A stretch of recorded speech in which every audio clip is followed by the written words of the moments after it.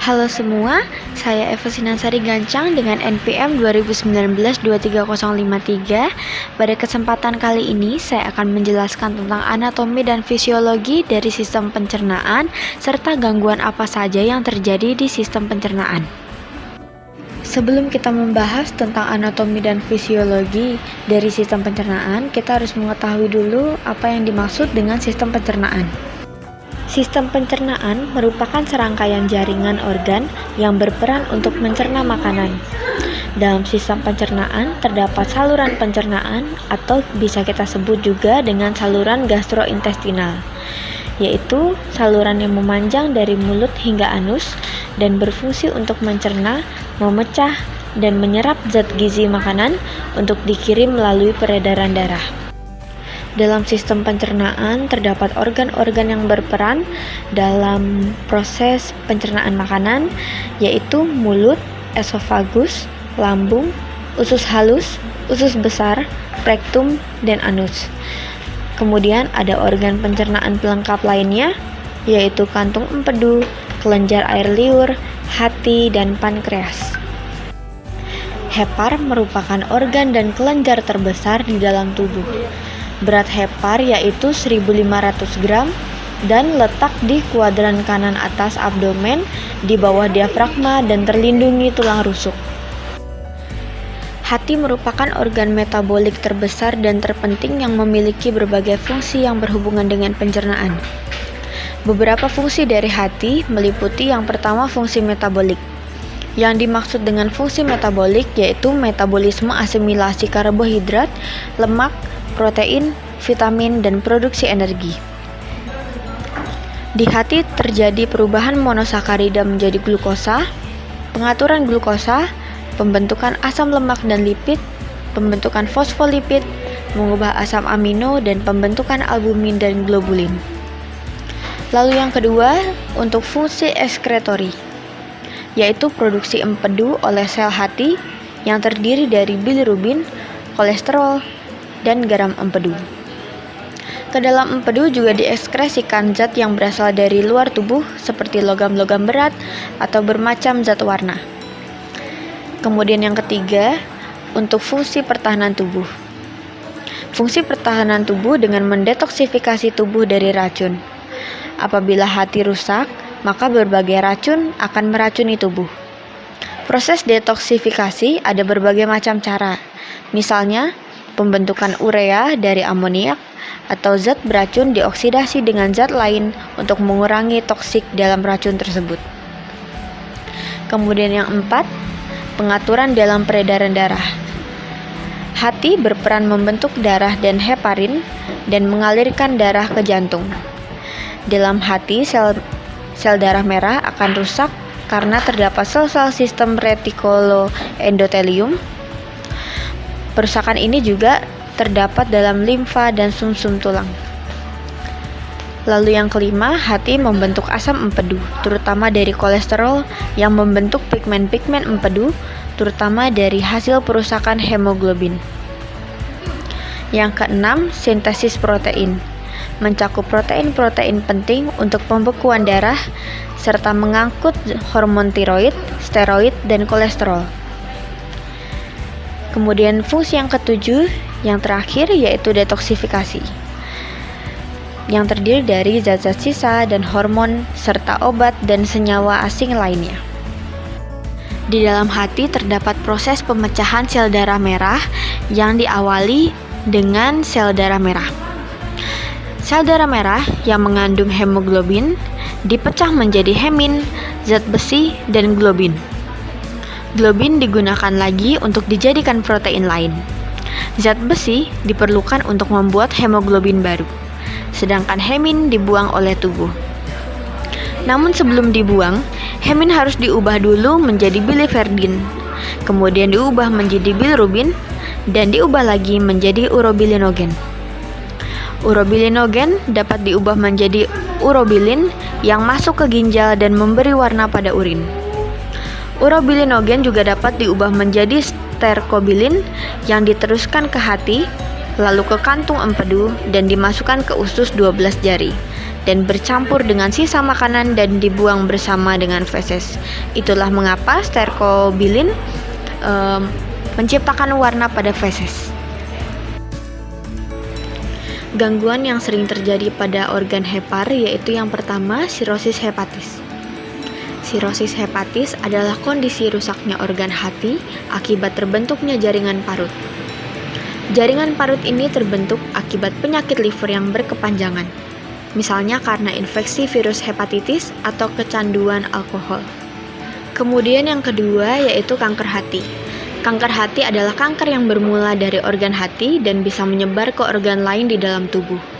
Kondisi ini sering terjadi ketika sel-sel di dalam hati bermutasi dan membentuk tumor. Selanjutnya kita masuk ke dalam bagian anatomi usus halus. Nah, di dalam usus halus ini terdapat 3 bagian, yaitu yang pertama duodenum. Duodenum memiliki bentuk melengkung seperti kuku kuda. Pada lengkungan ini terdapat pankreas. Bagian kanan dari duodenum terdapat bagian tempat bermuaranya saluran empedu dan saluran pankreas yang dinamakan papilla vateri. Dinding duodenum mempunyai lapisan mukosa yang banyak mengandung kelenjar Brunner yang memproduksi getah intestinum. Kemudian yang kedua adalah jejunum. Panjang dari jejunum ini yaitu 2-3 meter berkelok-kelok, terdapat di sebelah kiri atas dari intestinum minor dengan perantaraan lipatan peritoneum berbentuk kipas. Akar mesenterium memungkinkan keluar masuk arteri dan vena mesenterica superior. Pembuluh limfe dan syaraf ke ruang antara lapisan peritoneum yang membentuk mesenterium penampang jejunum lebih lebar. Dindingnya lebih tebal dan banyak mengandung pembuluh darah. Kemudian bagian yang ketiga yaitu ileum. Ujung batas antara jejunum dan ileum tidak jelas. Panjangnya kira-kira 4-5 meter. Ileum merupakan usus halus yang terletak sebelah kanan bawah berhubungan dengan sekum. Tempat perantaraan dengan sekum terdapat lubang yang disebut orificium ileocecalis. Ileum diperkuat oleh sphincter yang dilengkapi oleh sebuah katup valvula cecalis yang berfungsi untuk mencegah cairan dalam kolon ascendens masuk kembali ke dalam ileum. Usus halus dan kelenjarnya merupakan bagian yang sangat penting dari saluran pencernaan karena di sini terjadinya proses pencernaan yang terbesar dan penyerapan lebih kurang 85% dari seluruh absorpsi. Fungsi usus halus yang pertama menyekresi cairan usus untuk menyempurnakan pengolahan zat makanan di usus halus. Kemudian yang kedua menerima cairan empedu dan pankreas melalui ductus choledochus dan ductus pancreaticus. Kemudian yang ketiga berfungsi untuk mencerna makanan. Getah usus dan pankreas mengandung enzim pengubah protein menjadi asam amino, karbohidrat menjadi glukosa, lemak menjadi asam lemak dan gliserol. Dengan bantuan garam empedu, nutrisi masuk ke duodenum. Oleh kontraksi kelenjar empedu, pencernaan makanan disempurnakan. Zat makanan dipecah menjadi bentuk-bentuk yang lebih sederhana yang dapat diserap melalui dinding usus halus ke dalam aliran darah dan limfe. Kemudian fungsi yang keempat mengabsorpsi air, garam, dan vitamin. Protein dalam bentuk asam amino, karbohidrat dalam bentuk monoksida. Makanan yang telah diserap tersebut akan dikumpulkan di dalam vena-vena halus, kemudian berkumpul dalam vena yang besar, bermuara ke dalam vena porta, langsung dibawa ke hati. Di samping itu, melalui sistem saluran limfe, dari saluran limfe masing-masing akan bermuara ke dalam saluran limfe yang besar, masuk ke dalam vena jugularis. Kemudian fungsi yang terakhir menggerakkan kandungan usus. Sepanjang usus halus oleh kontraksi segmental pendek dan gelombang cepat yang menggerakkan kandungan usus sepanjang usus menjadi lebih cepat. Selanjutnya kita akan membahas tentang anatomi usus besar. Pada bagian usus besar terdapat beberapa bagian. Yang pertama yaitu sekum. Sekum merupakan kantong lebar terletak pada fossa iliac dextra. Ilium memasuki fossa iliaca sisi kiri ostium iliocecalis. Pada bagian bawah sekum terdapat appendix vermiformis, bentuknya seperti cacing dan disebut umbai cacing yang panjangnya kira-kira 6 cm. Muara appendix pada sekum ditentukan oleh titik, yaitu daerah antara 1/3 bagian kanan dan 1/3 bagian tengah garis yang menghubungkan kedua spina iliaca anterior superior. Sekum seluruhnya ditutupi oleh peritoneum, mudah bergerak walaupun tidak mempunyai mesenterium dan dapat diraba melalui dinding abdomen. Ilium bermuara pada sekum membentuk sebuah katup yang dinamakan valvula Colli. Titik McBurney merupakan tempat proyeksi muara ilium ke dalam sekum. Titik potong tepi lateralis M. rectus abdominus dextra dengan garis penghubung kanan dengan pusat kira-kira sampai 1/3 lateral garis Monroe. Pada waktu peradangan appendix, daerah ini sangat sakit jika tertekan. Kadang-kadang perlu dibuang atau melakukan pembedahan appendektomi. Kemudian bagian yang kedua, colon ascendens. Colon ascendens ini memanjang dari sekum ke fossa iliaca kanan sampai ke sebelah kanan abdomen. Memiliki panjang yaitu 13 cm dan terletak di bawah abdomen sebelah kanan di bawah hati, membelok ke kiri. Lengkungan ini disebut flexura hepatica, dilanjutkan dengan colon transversum. Lalu bagian yang ketiga, colon transversum, memiliki panjang kira-kira 38 cm, membujur dari colon ascendens sampai ke colon descendens. Berada di bawah abdomen sebelah kanan, tempat belokan yang disebut flexura lienalis, mempunyai mesenterium melekat pada permukaan posterior dan terdapat tirai disebut omentum maius. Kemudian bagian yang keempat yaitu colon descendens. Memiliki panjang lebih kurang 25 cm dan terletak di bawah abdomen bagian kiri dari atas ke bawah. Dari depan flexura lienalis sampai ke depan ilium kiri bersambung dengan sigmoid dan di belakang peritoneum. Kemudian yang terakhir colon sigmoid, lanjutan dari colon descendens. Memiliki panjang yaitu 40 cm, terletak miring dalam rongga pelvis sebelah kiri, berbentuk huruf S. Ujung bawahnya berhubungan dengan rektum, berakhir setinggi vertebrae sacralis 3-4. Kolon sigmoid ini ditunjang oleh mesenterium yang disebut mesokolon sigmoideum. Usus besar memiliki beberapa fungsi. Yang pertama yaitu menyerap air dan elektrolit. Kemudian sisa penyerapannya itu akan membentuk massa yang disebut juga dengan feses. Kemudian fungsi yang kedua yaitu menyimpan bahan feses sampai saat defekasi. Feses ini terdiri dari sisa makanan, serat-serat selulosa, sel-sel epitel bakteri, bahan sisa sekresi dari lambung, kelenjar intestin, hati, dan pankreas, serta magnesium fosfat dan besi.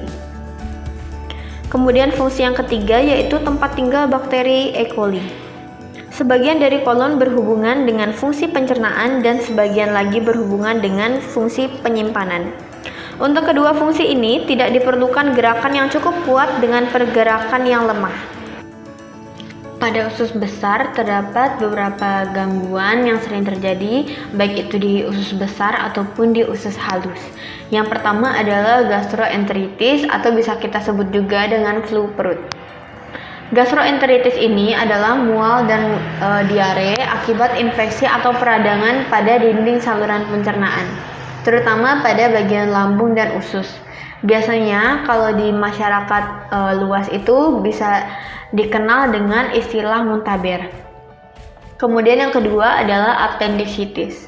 Appendicitis adalah peradangan mukosa appendix yang kemudian meluas, menimbulkan gejala nyeri abdomen akut pada kuadran kanan bawah, dan dapat juga disertai dengan demam, mual, dan muntah.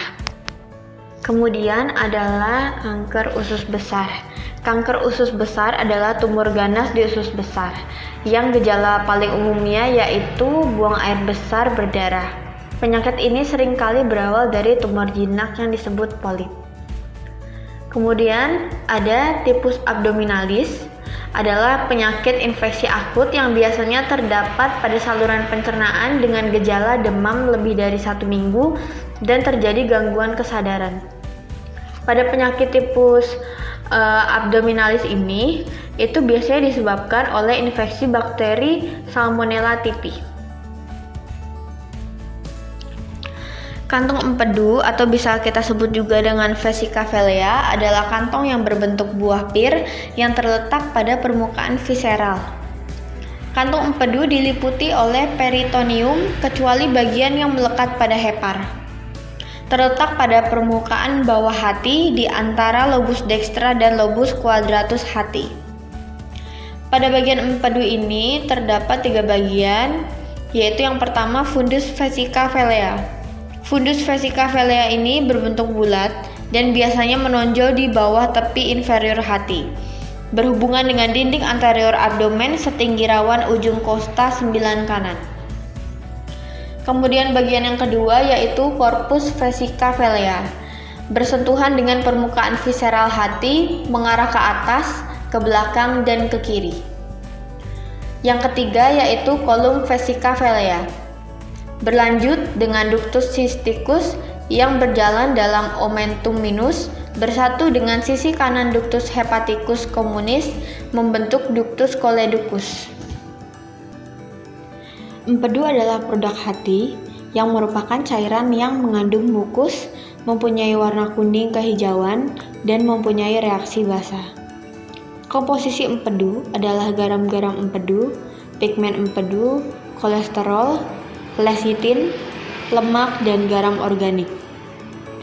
Pigmen empedu terdiri dari bilirubin dan biliverdin. Pada saat terjadinya kerusakan butiran-butiran darah merah, hemoglobin dikeluarkan dari butiran-butiran darah merah, terurai menjadi globin dan bilirubin sebagai pigmen yang tidak mempunyai unsur besi lagi. Pembentukan bilirubin terjadi dalam sistem retikuloendotel di dalam sumsum tulang, limfa, dan hati. Bilirubin yang telah dibebaskan ke dalam peredaran darah disebut hemobilirubin, sedangkan bilirubin yang terdapat dalam empedu disebut kolebilirubin. Garam empedu dibentuk dalam hati terdiri dari natrium glikokolat dan natrium taurokolat. Garam empedu ini akan menyebabkan kolesterol di dalam empedu dalam keadaan larutan. Garam-garam empedu tersebut mempunyai sifat hirotropik.